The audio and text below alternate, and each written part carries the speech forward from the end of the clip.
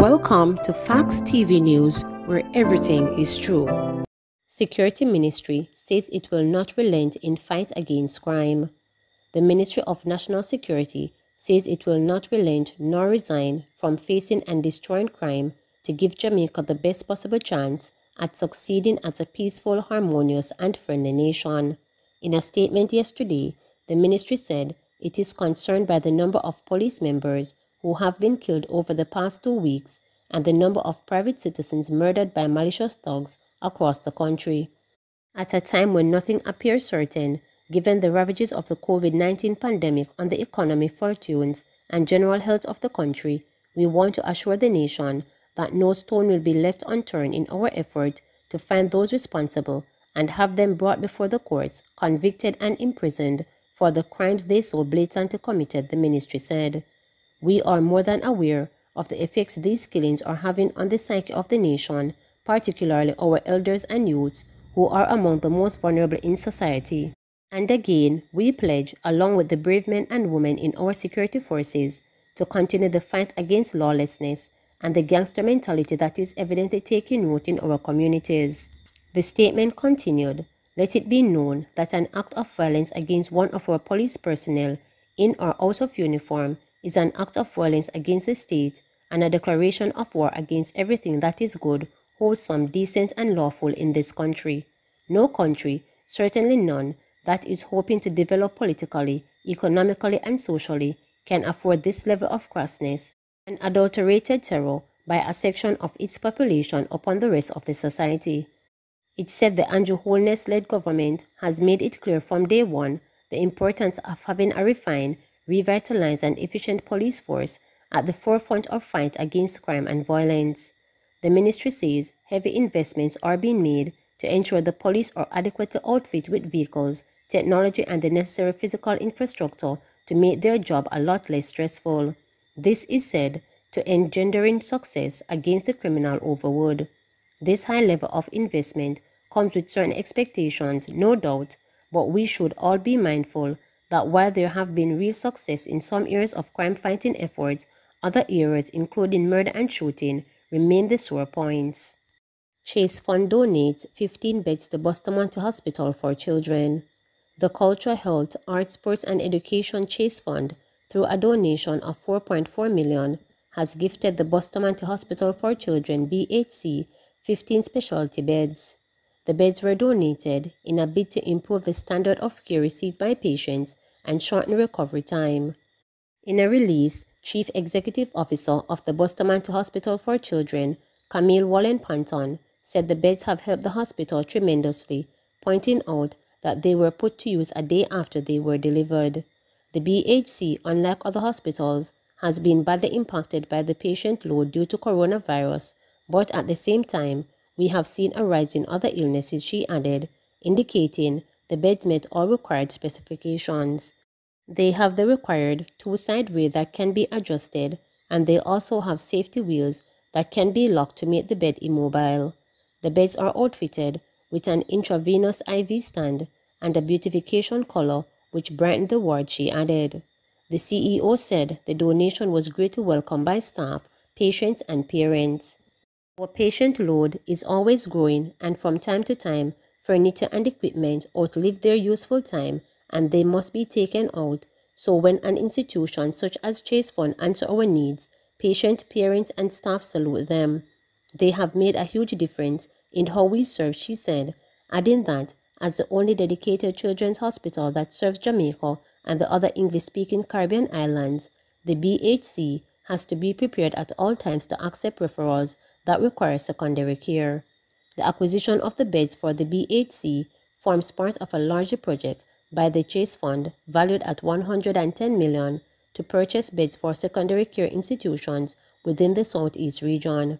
The facilities include Kingston Public Hospital, Victoria Jubilee, Spanish Town, Linstead, Princess Margaret, and National Chest Hospitals, Sir John Golden Rehabilitation Center, and Hope Institute. Cabinet approves contracts for private security at heart locations.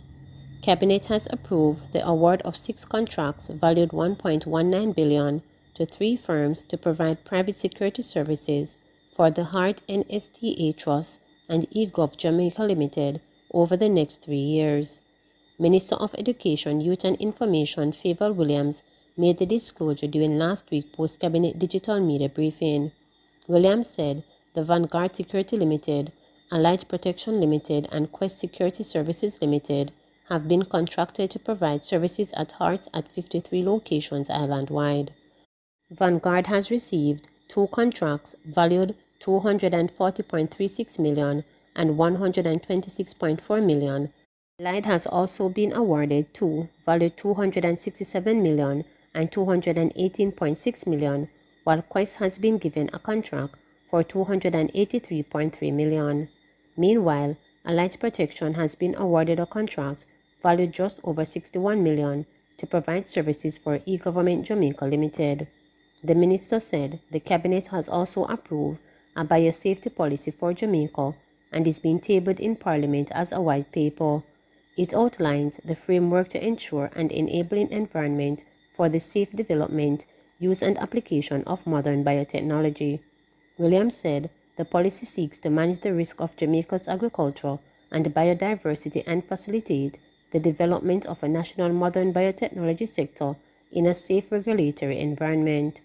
The policy examines the variables and impacts of the country's economy as well as the health, agriculture, industry and other sectors, she said. A submission to Cabinet advised that in December 2012, the government of Jamaica became a party of the Cartagena Protocol on Biosafety. The protocol recognized the potential benefits of modern biotechnology and sought to ensure the safe use, transfer and handling of living modified organisms, considering the risk to biodiversity and human health. Portmore Municipality denies spending $160 million on proposed climate change park. The Portmore City Municipality, PCM, on Monday denied claim that it spent $160 million on the establishment of the Portmore Hagen Climate Change Park.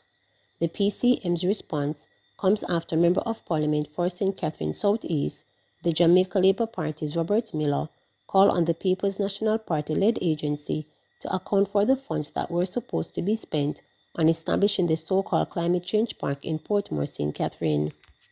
We have been asking questions to the Municipal Council as to what has been done to the $160 million that is said to have been spent on the park, which continues to be a dust bowl and nuisance to many. The citizens of St. Catherine Southeastern need answers and they need them now, Miller said. In its response, the PCM noted that the establishment of the park, which was a partnership between Hagen and the PCM, initially cost $66 million and was later revised to $176 million to complete. The park was to be made for natural resources, features a jogging trail, parking area, freshwater pond, administrative buildings, irrigation system, solar lighting, stormwater drainage system, and tree planting area, the PCM said in its statement.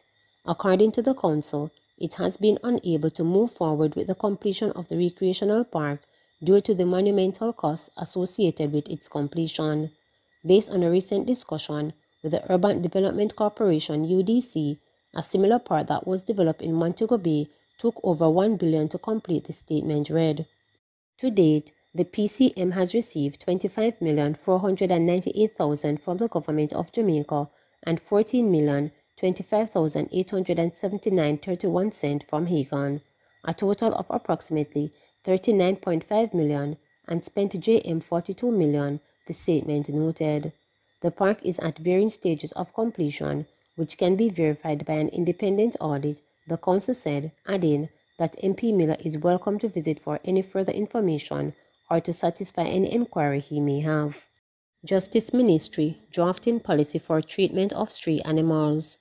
The Justice Ministry says it is drafting a policy paper that will examine a number of legislative and regulatory issues concerned with the ownership, control, and management of dogs, including strays.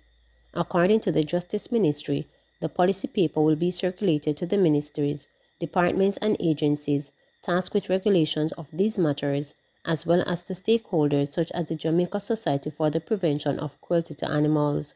The key matters to be addressed by the policy will include the importance of dogs to human health, wellness, and security, the regulation of public and private facilities for the humane treatment of dogs, the diversity of dog breeds and propensities, the control of the dog population, the control of stray dogs, and the treatment of dogs that endanger public health, the ministry said in a statement yesterday.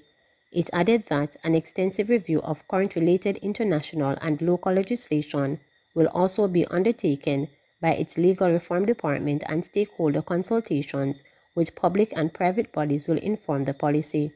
The policy paper comes 1 year after the Dog Liability for Attacks Act was passed in 2020. Please remember to subscribe, like, share, and click the notification bell for daily updates.